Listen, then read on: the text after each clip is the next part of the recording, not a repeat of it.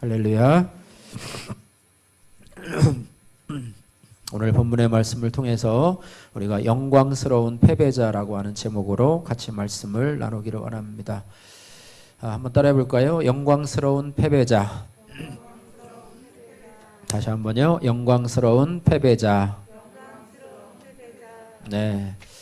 2005년도에 이 을류문화사라고 하는 곳에서 이 볼프 슈나이더가 지은 책 제목 중에 위대한 패배자라고 하는 그런 제목이 있습니다.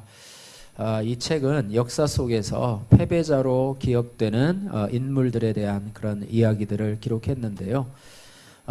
일반인의 관점에서 도저히 실패라고 볼 수 없는 그런 역사 속의 영웅들이 어떻게 패배자로 표현될까 이렇게 의문하기도 하지만 이야기 속에 그들은 명백한 패배자로 기록이 되고 있습니다. 그래서 영광스러운 패배를 하기도 하고 또 사기를 당해서 패배자로 기록이 되기도 하고 또 배신을 당해서 패배자로 기록이 되기도 하고 뭐 이런 사람들의 기록인데요.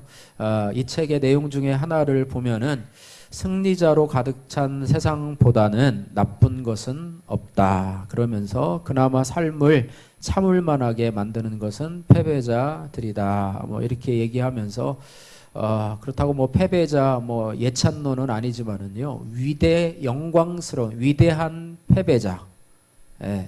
어떻게 보면은 그 뭐 워드플레이 같기도 한데요. 패배자는 패배자인데 위대한 패배자. 이게 위대한이란 말은 원래는 이 성공자 앞에 붙는 말이 아닙니까? 그죠? 위대한 성공자 혹은 위대한 승리자 뭐 이렇게 얘기하는데 패배자의 단어에 위대한이라고 하는 말을 붙임으로 인해서 그들이 세상 사람들이 보기에는 패배자로 인식이 되지만 그들의 삶의 과정을 보면 패배자가 아니라 오히려 위대한 사람으로 기록되었던 사람이다. 이렇게 표현을 하고 있으면서 우리에게 주는 메시지는 뭐냐면 우리가 우리의 삶 속에서 패배를 경험하고 있는가? 그렇다면 그것은 아주 순간적인 패배일 확률이 높다. 이렇게 말하면서 패배를 완전한 패배로 받아들이지 않는 이상 역사는 당신을 승리자로 기억할 수도 있다. 뭐 이렇게 이런 말을 하게 됩니다. 만약에 우리 주위에요 승리자들만 있다고 한다면 우리는 아마 많은 낙심을 경험하게 될 것입니다. 그죠? 주위에 있는 사람도 승리자, 또 내 옆에 있는 사람도 뭐 로또를 사가지고 뭐 몇십억 원이 당첨됐다는 둥, 또 뭐 해가지고 뭐를 됐다는 둥, 뭐 자녀가 또 좋은 학교를 들어갔다는 둥 하면서 좋은 소식만 들리면 어떻게 보면 좋을지 모르겠지만은요. 그러나 그렇지 못한 나를 바라볼 때는 어떻게 보면 상대적 열등감에 시달릴 수도 있다고 하는 것을 바라보면서 어떻게 보면 우리가 우리 주위에 참 힘들고 어려운 사람이 있으면 나도 힘들고 어렵기 때문에 같이 위로를 받기도 하고 또 같이 위안을 받기도 한다는 것 어떻게 보면 뭐 그런 모습일 수도 있는데요. 성경에서도 마찬가지인 것 같아요. 우리가 믿음 생활을 하면서 성경에 완벽한 사람들만 다 나열해 놨다고 한다면 우리는 신앙생활하는 데 있어서 너무 힘들 것입니다. 그래서 우리가 창세기에서 살펴봤던 믿음의 조상 아브라함부터 시작해서 또 그 아들 누구요?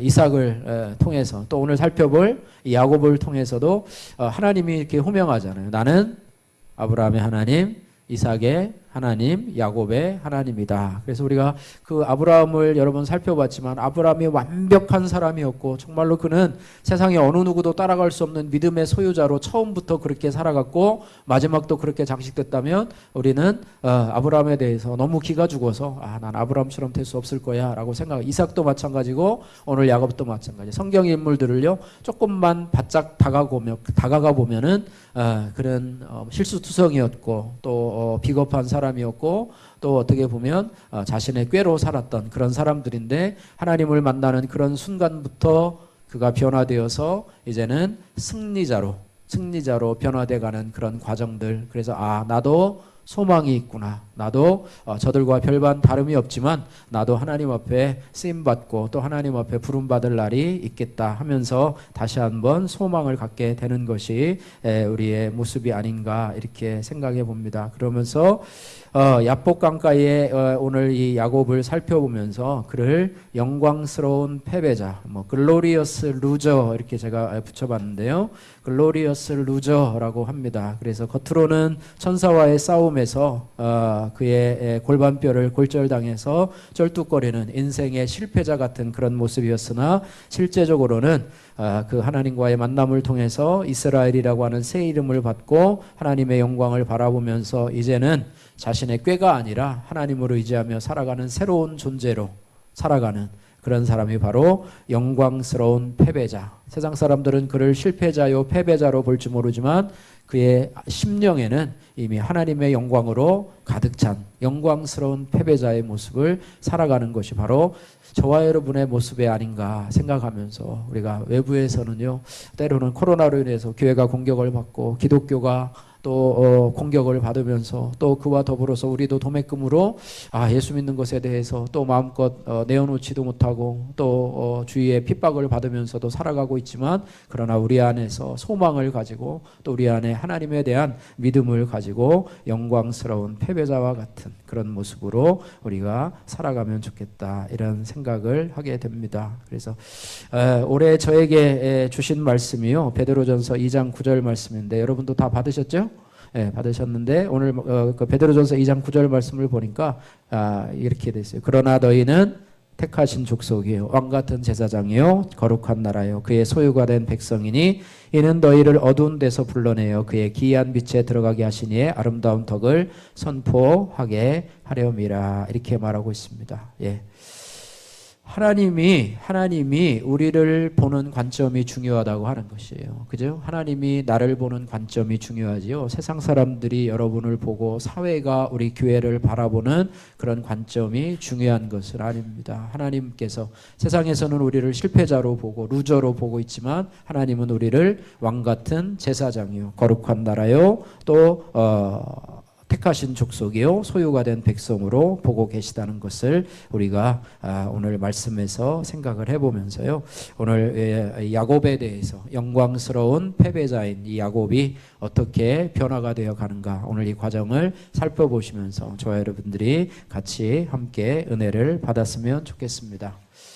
예, 오늘 본문의 말씀은요, 한 사건을 기록하고 있는데 이제는 20년간 외삼촌 라반의 집에서 이제는 최선을 다했던 이 야곱이 그의 아내들과 또 자식들과 가축들을 잃고 이제는 고향으로 돌아가는 과정 가운데 오늘 나타난 그런 이야기입니다. 그런 가운데서요, 이제는 그가 무엇을 준비하냐면 에서를 만날 준비를 하고 있습니다. 에서를 만날 준비를 하고 있어요. 고향으로 돌아가는 것이 참 금이 환영이라고 하면 얼마나 좋겠습니까? 그죠? 혈혈 단신으로 나갔던 이 야곱이 아내들을 데리고 또 12아들들을 데리고 또 많은 노비들을 데리고 또 많은 수의 가축들을 데리고 왔다고 하면 그 고향에서 현수막을 붙이고 성공해서 돌아왔다 이렇게 하면은 얼마나 좋겠습니까? 그래서 그 가는 길이 벅차고, 우리가 추석 또 조금 있으면 설명절이 되는데 설명절 때 예전엔 그랬잖아요. 요즘은 또 코로나로 움직이지 못하게 하는데 어쨌든 그 고향에 가는 그런 기분들이 들떠서 그냥 선물을 바리바리 싸가지고 이렇게 가서 이렇게 그런 모습이 있었는데, 그런 모습으로 갔으면 이 야곱도 참 기대가 되고 흥분이 되고 참 설레는 마음으로 20년 만에 고향으로 돌아가는데 이렇게 많은 재산을 가지고 또 아내와 자식들을 거느리고 가는 마음이 얼마나 좋았겠습니까? 그런데 거기에는 복병이 하나 기다리고 있어요. 누구죠? 에서가 기다리고 있어요. 에서가 원래 이 바단 아람으로 이제 도망 나올 때 그 이유가 형 에서 때문이었습니다.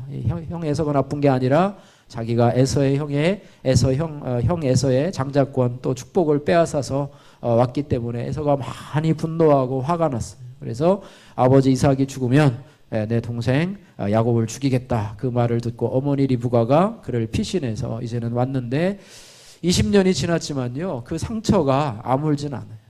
20년이 지났지만 그 마음속에 있는 그런 두려움들은 아직도 그대로 있습니다. 그래가지고 이 야곱이 이제는 이제 고향으로 돌아가는 길에서 첫 번째 한 것이 뭐냐면 그의 사자들을 보내서 타이거가 아니고요.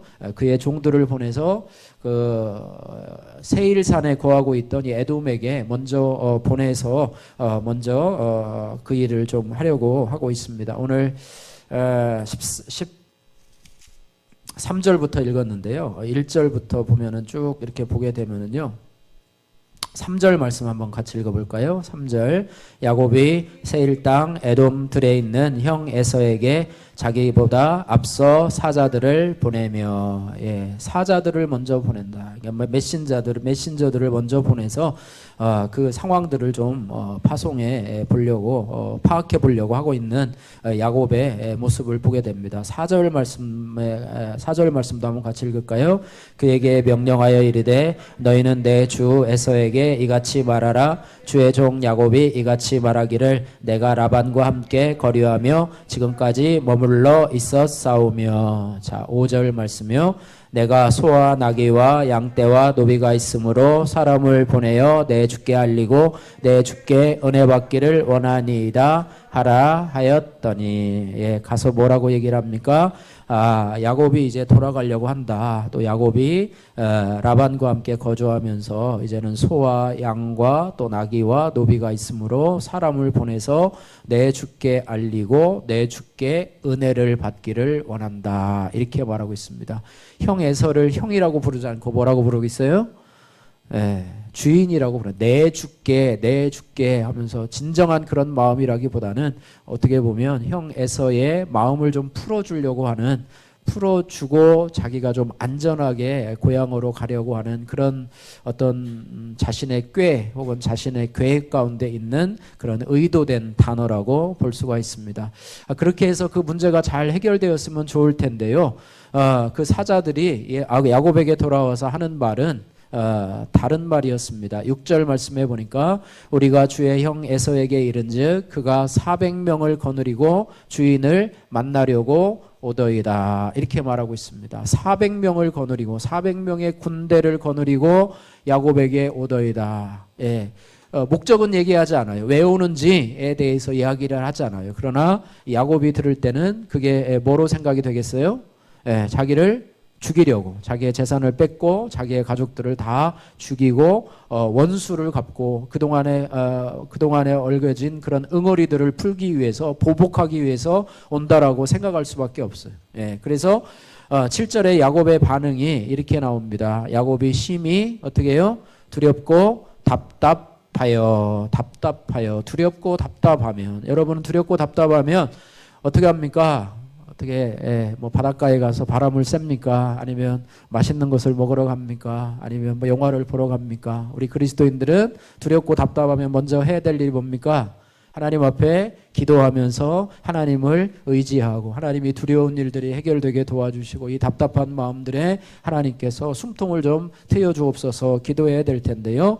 두렵고 답답하여 그 다음 나오는 그런 것들은 뭐냐면 다 또 야곱이 이제는 오는 에서에게 그런 대한 그런 또 인간적인 방법을 계속해서 꾸며내고 있습니다. 7절 말씀해 보니까 이제는 어떻게 하냐면 자기와 함께한 동행자와 양과 소와 낙타를 두 떼로 나눠요. 두 떼가 뭡니까? 두 개로 나눈다고 하는 거예요. 근데 왜 그렇게 두 떼로 나누냐면 8절에 보니까 이렇게 말합니다. 에서가 와서 한 떼를 치면 남은 한 떼는 피하리라. 그죠?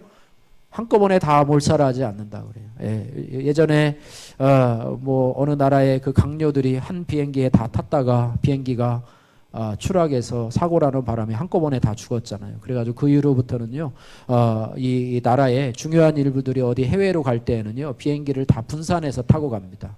한 번에 갔다가 다 죽으면 안 되니까. 그래서 이 야곱도 지혜를 짜내가지고 두 떼로 나누어서 한 떼가 에서가 와서 치면 한 떼는 살아남으리라 이렇게 얘기를 합니다. 그 다음에 9절에서 12절 말씀에는 또 야곱이 이제는 인간적인 방법을 동원했어요. 그러면서 또 하나는 예전에 베델에서 만난 하나님의 약속을 기억하면서 아마 이것도 진정한 믿음의 고백이기보다는 아무래도 자기가 살아남으려고 하는 생존 고백에 있어서 자기의 머리를 쓰고 또 하나님도 자기에게 도움이 될까 해서 아마 하나님의 약속을 기억하고 하는 그런 내용일 것입니다.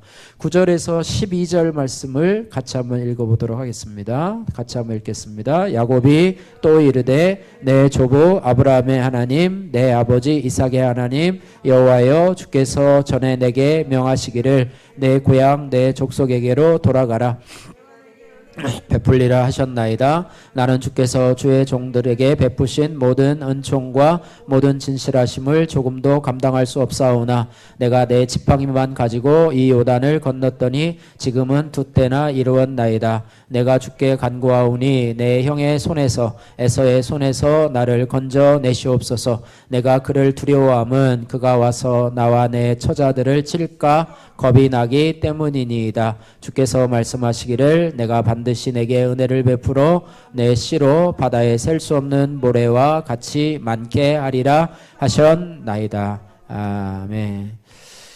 예, 이렇게 하나님께 대해서 하나님이 하신 약속을 잊어버리진 않았던 것 같아요. 그러나 또 이렇게 결정적인 순간에 하나님의 약속을 들어서 자기를 보호해 줄 것을 에서로부터 자신의 아내와 처자들을 또 재산을 보호해 줄 것을 기대하면서 이렇게 하고 있습니다. 그러면서 이제 하룻밤을 지내고 그 다음에 또 하나 이제는 뭐를 준비하냐면 에서의 마음을 풀어줄 예물을 준비하고 있습니다. 예물을 준비하는데요. 그 예물의 수가 14절에서 15절에 보니까 암염소가 200이요 수렴소가 20이요 암양이 200이요 수량이 뭐 이렇게 하면서 낙타와 또 암소와 황소와 암나귀와 그 새끼 이렇게 하면서 엄청난 수의 예물을 준비합니다. 그 당시에 이 낙타하고 소가 가치가 많이 나갔다고 그래요. 그리고 수컷보다는 암컷이 가치가 많이 나갔다고 그래요. 우리 보니까 여기 보니까 암염소 또 암양 또 전나는 낙타 또 암소 암나귀 이렇게 하면서 그 규모도 상당할 뿐 아니라 그 가치도 나가는 암양 또 암컷에 대해서도 많은 그런 수를 많은 예물을 준비한 것으로 보입니다. 그러면서 또 하나 그가 꾀로 하게 되는데요. 그것을 때로 나누어서 하는데 세 때로 나누어서 각각 때로 나누어서 예물을 보내고 있습니다.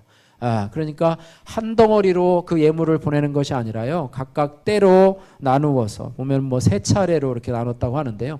한 때로 나누고 거기에 책임자를 두고 또 두 번째 또 때로 예물을 나누어 가지고 책임자를 두고 또 세 번째 나누는데 그 거리도 예상을 해 가지고 한 번 가면 그 다음에 어느 정도 일정한 수에 있다 시간을 지내다가 또 가라. 그리고 또 시간이 지나면 이렇게 가라. 이렇게 하는데 이것도 어떤 것이냐면 이 야곱의 어떤 수단 또 어떻게 보면 지혜에 해당한다고 보겠죠. 세상의 방법이라고 보겠죠. 그래서 에서가 만약에 그 예물을 받는다고 한번 생각해 보십시오. 갑자기 와가지고 예물을 엄청난 양의 막 소와 양과 이런 것이 다 있는데 그렇게 해놓으니 깜짝 놀래고 나서 그렇게 하고 나서 그게 한 번에 마음이 풀어질까? 그동안에 응어리진 것이 한 번에 풀어질까? 이 야곱이 생각한 거예요. 그래가지고 어느 정도의 예물을 받고 나서 에서가 생각하기로는 뭐 이렇게 조금이야, 뭐 더 없어, 뭐 그렇게 하고 잊어버릴 때쯤 되니까 또 한 번 오는 거예요. 그래가지고 또 이렇게 하는데 또 잊어버릴까 생각하니까 또 와가지고 주고 그러면 에서의 마음이 풀어져서 나를 용서하지 않을까 뭐 이렇게 생각하면서 자신의 꾀를 가지고 이제는 셋대로 나누어서 차례로 보내는 그런 작전을 보내게 된다라고 하는 것입니다. 그래서 예물을 보내면서도 또 각각의 책임자들에게도 당부의 말씀을 보내고 있습니다. 17절에서 20절 말씀까지 같이 한번 읽겠습니다. 그가 또 앞선 자에게 명령하여 이르되 내 형 에서가 너를 만나 묻기를 내가 누구의 사람이며 어디로 가느냐 내 앞에 것은 누구의 것이냐 하거든 대답하기를 주의 종 야곱의 것이요 자기 주 에서에게로 보내는 예물이오며 야곱도 우리 뒤에 있나이다 하라 하고 그 둘째와 셋째와 각 때를 따라가는 자에게 명령하여 이르되 너희도 에서를 만나거든 곧 이같이 그에게 말하고 또 너희는 말하기를 주의 종 야곱이 우리 뒤에 있다 하니 이는 야곱이 말하기를 내가 내 앞에 보내는 예물로 형의 감정을 푼 후에 대면하면 형이 혹시 나를 받아주리라 함이었더라. 예, 이렇게 하는 것에 대한 속내를 20절에서 말하고 있지요. 야곱이 말하기를 내가 내 앞에 보내는 예물로 형의 감정을 푼 후에 대면하면 형이 혹시 나를 받아주리라 함이었더라. 이렇게 말하고 있습니다. 예, 이렇게 하고 있는 그의 모습들을 바라보고 있는데요. 어떻게 보면 참 야곱은 믿음의 사람이면서도 어떻게 보면 자기 꾀로 살아가는 사람. 베델에서 하나님을 만나고 또 하나님의 약속을 받고 하나님이 지키고 동행하리라고 하는 약속을 받고도 조건부로 만약 하나님이 이렇게 하시면 내가 뭐 이 기둥을 뭐 성전으로 세우고 내가 하나님 앞에 11조를 드리겠나이다라고 했는데 20년 동안 이 라반의 집에서 살아가면서 그가 배운 것은 이제는 성실로서 자신의 목표를 이루고자 자신의 꾀를 가지고 최선을 다했던 그런 사람인데요. 오늘 위기를 당하자 역시 마찬가지로 그가 자신의 꾀를 동원해서 최대한의 꾀를 동원해 가지고 이렇게 어떻게 보면 그 위기에서 극복해 보려고 하는 두려움을 극복해 보려고 하는 그런 모습을 보게 됩니다. 야곱은 하나님의 언약을 받은 사람이었지만 자신의 꾀로 살았던 전형적인 사람이었습니다. 그래서 성경 인물로 야곱의 하나님이라고 부르지만 우리에게도 소망이 있는 것은 우리도 위기를 당하거나 두려움이 오면 하나님 앞에 먼저 기도하기보다는 우리 자신의 꾀를 의지하는 모습이 야곱과 닮은 모습이 아닌가 싶습니다. 우리 자신의 방법으로 의지하고 세상적인 방법으로 의지하고 또 어떤 사람에게 도움을 요청하고 이런 모습을 볼 때 어떻게 보면 야곱과 우리가 별반 다름이 없다 이렇게 생각하면서 참 위로를 받으시기를 주님의 이름으로 축복합니다. 위로를 받으면서 그러면서 또 다시 야곱을 바라보는데요. 세 때로 나뉜 예물 사절단을 차례로 보낸 뒤에요. 밤에 자신이 가족들을 또 이 야복강 나루를 건너 보내게 됩니다. 자, 22절 말씀해 보니까요. 밤에 일어나 두 아내와 두 여종과 11아들을 인도하여 야복 나루를 건널세. 23절에 그들을 인도하여 시내를 건너가게 하며 그의 소유도 건너가게 하고 그를 건너 보낸 다음에요. 야곱은 다시 야복 건너기로 다시 원래 원위치로 돌아옵니다. 그래서 24절 말씀에 이렇게 기록이 되어 있습니다. 야곱은 어떻게 해요? 홀로 남았더니 이렇게 말해요. 따라해 보세요. 야곱은 홀로 남았더니 할렐루야. 이제는 아무도 없어요.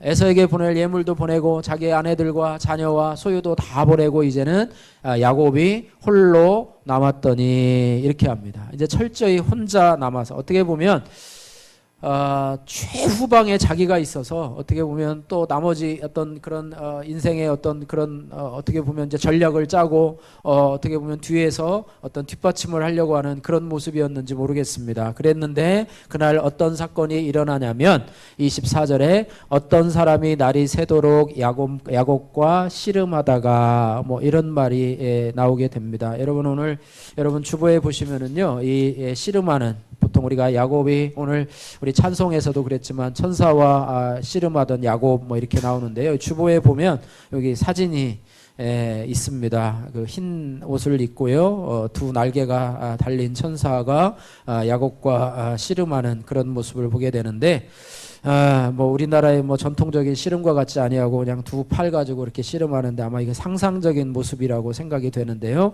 어쨌든 어떤 사람이라고 표현되는데 이것을 어떤 사람이 누굴까 이렇게 생각을 해보는데요. 어떤 사람은요, 이 사람이 천사장 미가엘일 것이다 라고 하는 그런 견해도 있습니다. 그러나 야곱이요 오늘 30절 말씀해 보니까 내가 하나님과 대면하여 라는 표현을 썼어요.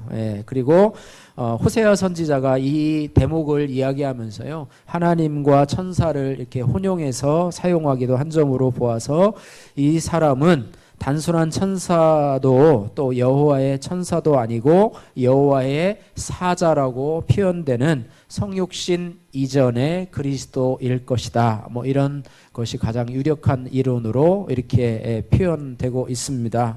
그래서 결국에는 이 밤이 새도록 어떤 사람이 밤이 새도록 날이 새도록 야곱과 씨름을 하게 됩니다. 야곱과 씨름을 하게 되는데요.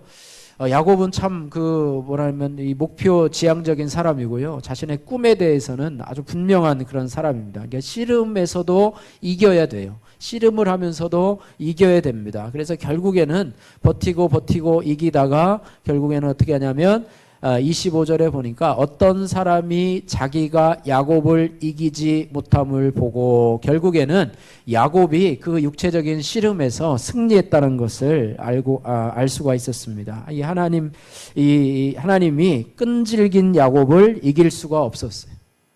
그러다가 결국에는 수를 쓰게 되는데 어떻게 하느냐면 그가 야곱의 허벅지 관절을 치게 됩니다.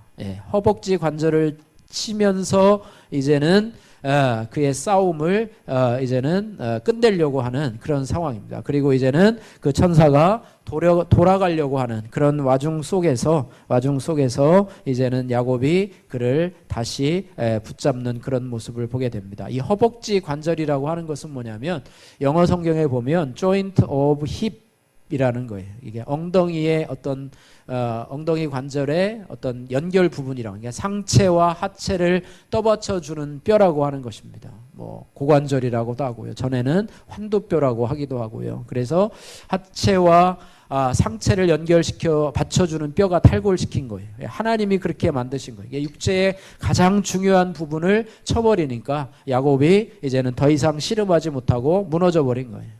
이제는 야곱이 이제는 재산도 또 아내도 자식도 여차하면 다 버리고 도망할 몸까지도 이제는 도망가지 못하도록, 아마 홀로 남은 이유가 그것이 아니었나 싶어요. 앞에 있던 아내와 재산과 이것이 다 멀더라면 그냥 혼자서라도 도망치려고 하는 그런 마음이 아니었나 생각이 되는데, 하나님은 이제 그것마저도 못하게 하려고 이제는 이 골반뼈를 이제는 쳐서 꼼짝 못하게 하는 거예요. 결국 야곱은 하나님을 이겼는데 하나님께 이제는 골반뼈를 함으로 인해서 이긴 것 같았는데 결국에는 지는 사람이 되었다고 하는 것입니다. 그래서 이 야곱의 뼈를 친 것에 대해서 이 의미를 부여하고 있는데요. 어떤 의미를 부여하냐면요. 첫 번째는 뭐냐면 육체적인 수단에 의지해 왔던, 그런 인간적인 수단을 의지해 왔던 이런 야곱을 완전히 꺾어버림으로 인해서 이후로는 하나님만 의지할 수 있도록 이렇게 만든 것이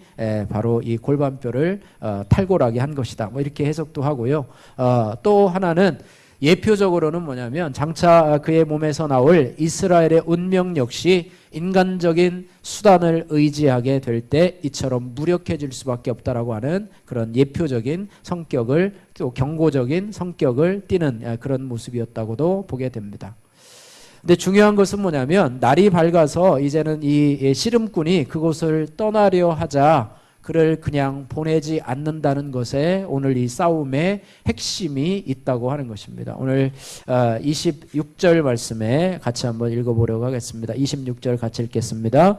그가 이르되 날이 새려하니 나로 가게 하라. 야곱이 이르되 당신이 내게 축복하지 아니하면 가게 하지 아니하겠나이다. 아멘. 여기 중요한 것이 있어요. 날이 새서 이제는 나로 가게 하라. 야곱은 지금 막 그 몸도 힘들고 밤새서 싸웠고 또 이 골반뼈가 탈골이 되어서 힘들고 어려운 상황 가운데서 이제 포기할 수도 있는 상태인데요. 야곱이 거기에 당신이 내게 축복하지 아니하면 가게 하지 아니하겠나이다. 이런 말을 하게 됩니다. 몸싸움에서는 졌지만은 이제 깃싸움에서는 물러나지 않았습니다. 골반뼈가 위골되는 고통 속에서도 하나님께 축복을 달라고 울면서 간구하는 그런 모습을 보게 됩니다. 절대로 당신을 놓지 않겠습니다. 아마 가랭이를 붙잡고 떠나려고 하는 그를 붙잡고 매달리는 그런 모습을 보게 됩니다. 이 당신이 내게 복을 주지 않으면 나의 온 가족이 에서에게서 몰살당할 수도 있습니다. 그래서 처절하게 하나님 앞에 매달립니다. 그 전에는 자신의 지혜를 의지해서 자신을 의지하는 사람이었다면 이제는 철저하게 하나님을 의지하는 사람으로 이렇게 매달리게 되고요.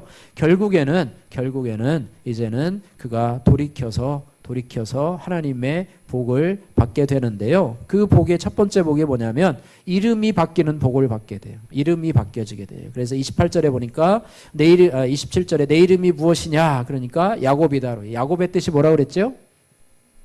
예?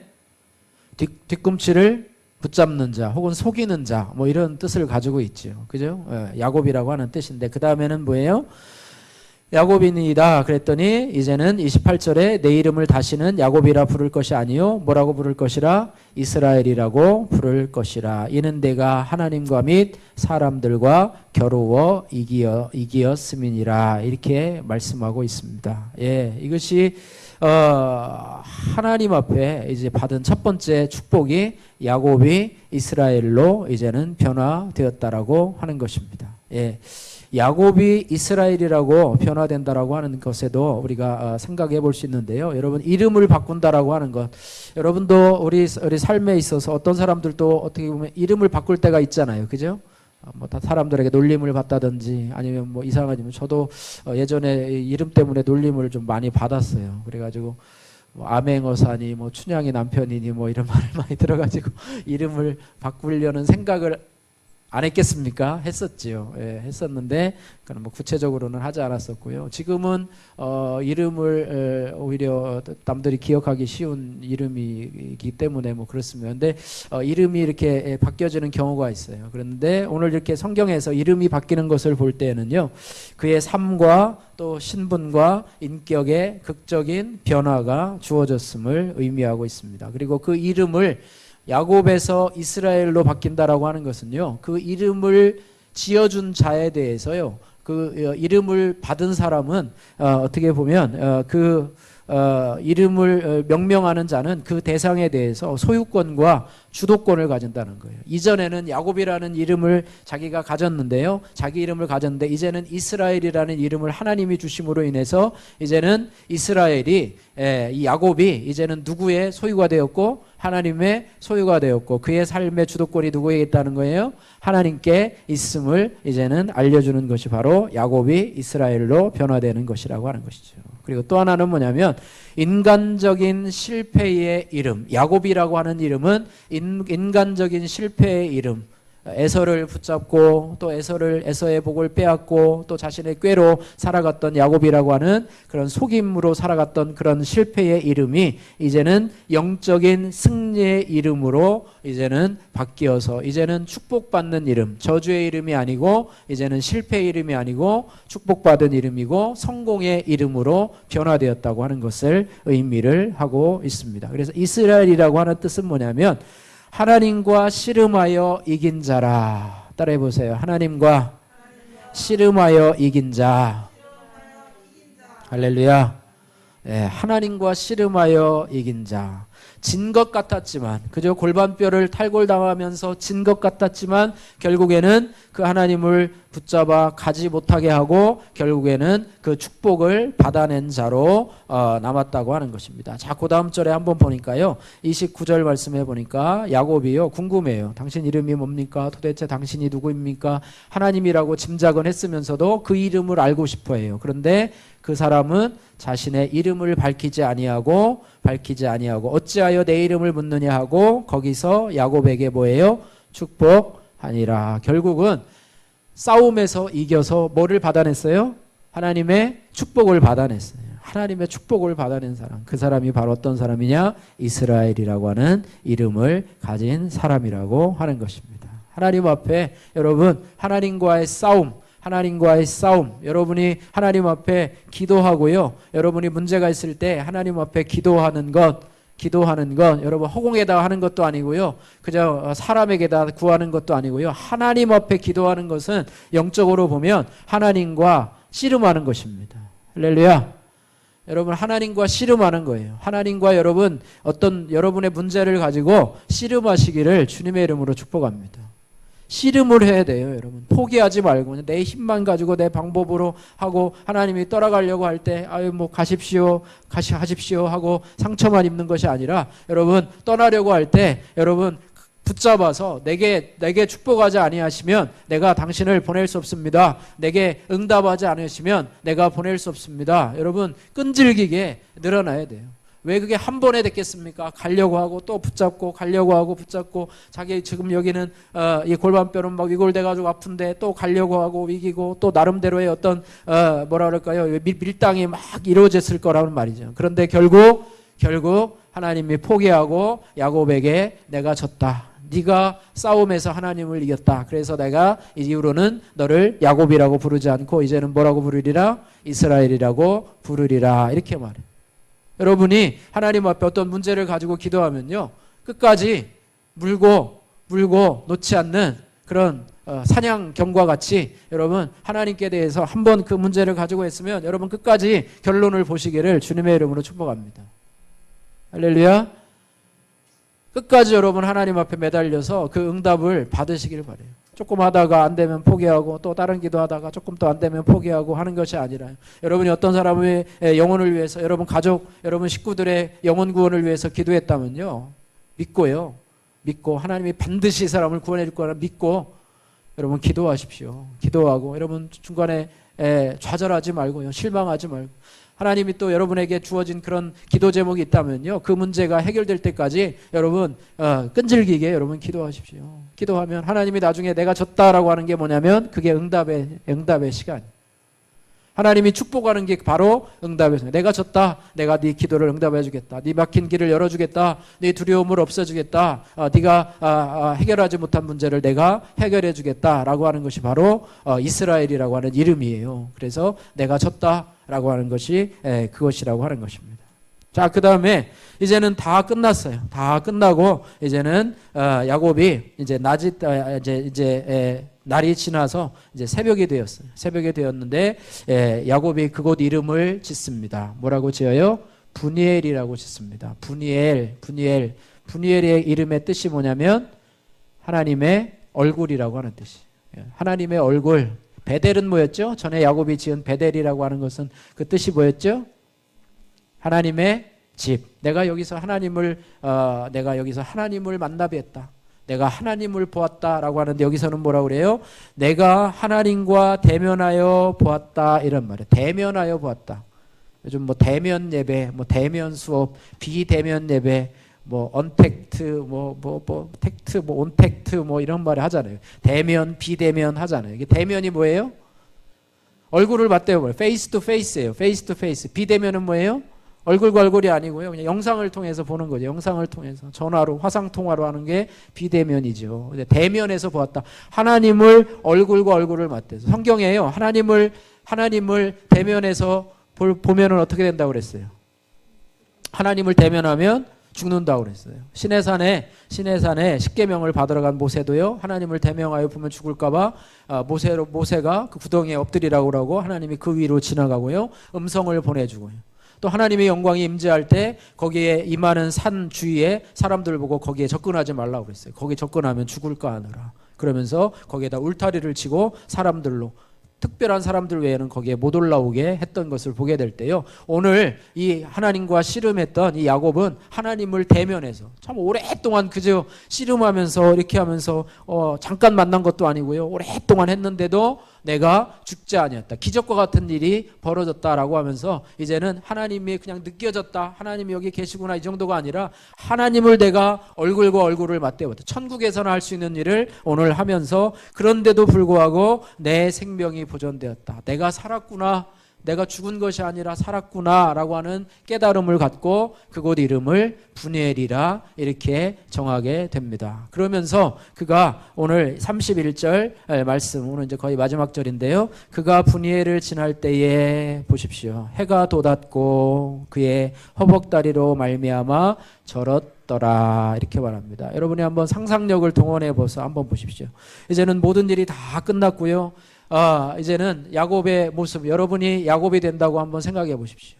밤새 씨름을 해가지고 이 관절이 탈골되어서 막 다리를 쩔뚝쩔뚝 하는데 그가 하나님을 배웠는데 자기가 살아났고 이제는 자기의 새로운 이름을 부여받았고 어떤 거죠. 그리고 그거를 걸을 때에 이제는 해가 돋았고 이거를 보면서 어떤 생각을 갖느냐면 그의 밤은 어떻게 보면 특별한 밤이었다고 생각이 돼.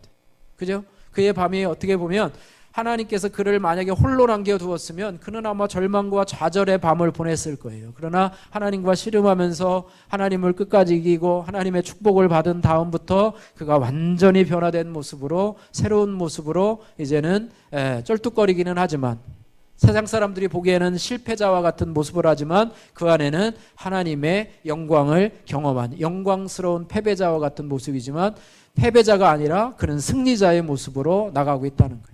내가 하나님을 만나서 살았는데 큰 문제가 해결이 됐는데 하물며 형 에서를 만나는데 형이 나를 어떻게 하랴. 하나님을 만났는데도 내 생명이 보존되었는데 그 하나님이 형 에서와의 만남 속에서도 나를 구해주지 아니하시랴. 그러면서 이제는 담대함으로 두려움이 이제는 완전히 사라지고 이제는 그의 안에는 아마 찬송하면서 기쁨으로 형 에서를 만나려고 이제 약복을 건너서 이제 형 에서가 다가오는 그 현장으로 아마 그 뒤에 이제 그 내용들이 다 나오게 되는데요. 그러면서 에서가 그를 죽이려고 온 것이 아니라요. 이제는 완전히 그에게 고백을 합니다.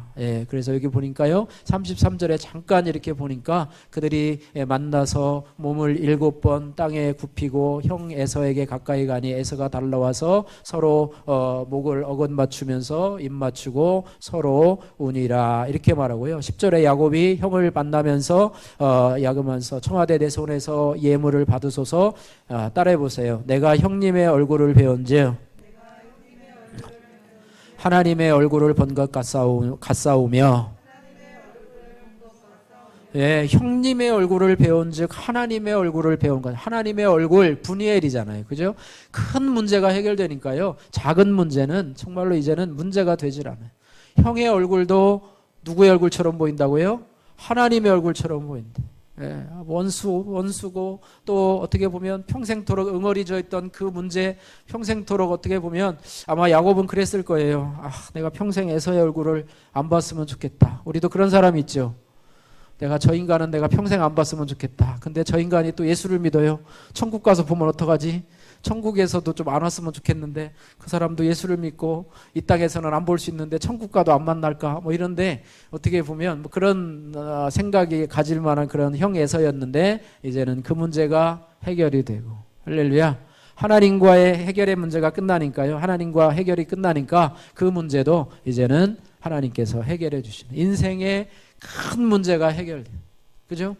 이 문제가 해결돼서 하나님께 기뻐하면서 나가는 어떻게 보면 이 모습. 지금은 이것을 잘 알지 못하지만 그런 확신을 가지고 분이엘을 지내면서 이제 에서와의 문제도 해결해 주실 것이다라고 하는 믿음을 가지고 확신 가운데 나가는 그런 야곱의 모습을 보게 된다라고 하는 것입니다. 그래서 이 절뚝거리는 모습을 바라보면서요, 이것을 누가 어떻게 해석을 하냐면요, 야곱의 몸에도 바울처럼 예수의 흔적을 가졌다 이렇게 표현을 해요. 내가 예수의 흔적을 가졌노라. 십자가의 흔적을 가졌노라. 여러분 안에도 우리 안에도 예수님을 믿는 우리라고 하면 그 흔적을 우리 가운데 가져야 합니다. 하나님이 우리에게 나타나셔서 우리가 하나님이 우리의 연약함을 치시고 또 우리 안에 흔적의 모습을 가질 때 우리가 그 하나님의 사람으로서의 역할을 가진. 그래서 야곱도 아마 그 이후로 삶을 살아갈 때 아마 그 골반뼈가 아마 계속해서 온전하진 않았을 거예요. 완전하게 돌아오진 않아요. 아마 쩔뚝거리면서 계속 살아갔을지도 몰라요. 상태는 좀 좋아졌을지 모르지만 그러나 그것을 보면서 자기가 하나님과 밤새 씨름했던 그 현장들을 기억하면서 하나님의 은혜를 다시 한번 생각했던 어떻게 보면 은혜의 가시가 되지 않았는가 이렇게 생각을 해 봅니다. 그래서 몸은 천사에게 골반뼈를 골절되어서 비록 절뚝거림에 육체적으로 패배했지만은 영적으로는 천사와의 씨름에서 승리했고 베델에서는 하나님의 임재를 체험했다면 이곳에서는 하나님의 얼굴을 대면하여 배웠으므로 이제는 이제는 패배자가 아닌 승리자가 되어서 야복 강가를 나와서 에서에게 담대히 나올 수 있었다고 하는 것입니다. 할렐루야. 실패 속에서도요, 하나님의 뜻을 발견하는 자가 바로 승리자라고 하는 것입니다. 절망 중에서도 하나님의 소망의 빛을 바라볼 수 있는 자가 이 땅의 진정한 승리자라고 하는 것입니다. 비록 좁은 길을 걸어가서 세상 사람들의 조롱과 핍박을 받지만 또 패배자라고 손가락질을 받지만은요, 그 길이 영생의 길이요 구원의 길이요 생명의 길이라면 그는 실패자가 아니고 승리자임을 기억해야 됩니다. 이 세상에는요, 승리자처럼 보일지 몰라요. 이 세상에서는 성공자처럼 보일지 모르지만 하나님 앞에 갈 때 하나님 앞에 인정받는 자가 승리한 자라는 것을 기억해야 됩니다.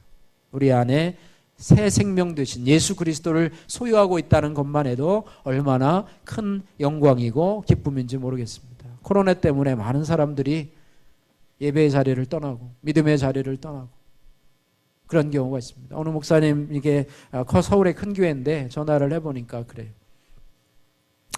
체크는 하기는 한데요. 예배는 드렸는지 또 영상 예배로 드리긴 드렸는지 체크는 하지만 모른대요. 나중에 이제 대면 예배로 회복돼서 나올 때 몇 %가 나올지 장담할 수가 없대요. 1000명 교회면 한 500명이나 나올라나 300명이나 나올라나. 또 새로 부임하신 분도 또 그런 얘기를 해요. 부임한 지 한 2개월 돼서 코로나가 터졌어요. 거기다 한 500~600명 되는 교회인데 교인들을 아직도 파악을 하지 못한 상태가 있어. 못한 상태인데 이게 계속해서 비대면 예배로 드리고 신방도 처음에는 부교육자들 시켜서 왜 교회 뭐 했습니까 했습니까 하지만 자꾸 할수록 이제는 성도들이 귀찮아한다는 거예요. 내가 여기서 왜 영상 예배 드리는데 왜 자꾸 귀찮게 전화하냐고 막 이렇게 한대. 그래가지고 너무나 힘들고 어려운 상황. 또 부교육자들도 할 일이 없어가지고 하는데 또 그들을 또 자를 수도 없고 또 생활에 달리고 어떤 교회는 또 다 부교육자들을 막 내보내고 막 이런 가운데서 지금 교회가 너무나 어려운 상황 가운데 있는 그런 상황 가운데 있습니다. 그래서 코로나로 인해서 여러분의 믿음이 여러분 떨어지지 않기를 주님의 이름으로 축복합니다. 우리 교회도 계속 기도하고 있어요. 그런 분들이 주님 앞으로 나올 수 있도록 기도하고 있는데요. 여러분들이요, 그것 때문에 신앙에 떨어진다면 앞으로 코로나보다 더 강한 것이 올 때 또 다시 위기가 찾아오게 된다면 그런 위기들이 우리 삶 속에 여러 번 있어요. 그런데 그걸 여러분들이 잘 넘어가시기를 주님의 이름으로 축복합니다. 할렐루야. 아무것도 아니에요. 아무것도 아니에요. 그래서 코로나를 두려워하지 말고 뭐를 두려워하라? 하나님을 두려워하라 이렇게 말하잖아요. 자영업자들이 그러잖아요. 내가 코로나로 죽는 것보다는 굶어 죽겠다라고 생각하면서 코로나에 대한 방역을 막 위반하고 있는 분들도 있는데 코로나를 두려워하지 말고 하나님을 두려워하고요. 코로나 지나면 코로나보다 더 센 게 올 수도 있으니까 우리는 믿음의 길을 여러분 걸어가시기를 바랍니다. 세상에는 교회가 핍박당하고 여러분들이 자존감이 무너지는 그런 패배자와 같을지라도 하나님은 우리에게 영광을 주셔서 우리에게 영광의 길을 걸어가게 하실 줄로 믿습니다. 야곱만이 영광의 패배자가 아니라 우리도 영광스러운 하나님의 길을 가는 존귀한 자임을 기억하시면서 여러분의 믿음의 행보가 하나님 앞에 정말 온전한 모습으로 살아가시기를 주님의 이름으로 축복합니다.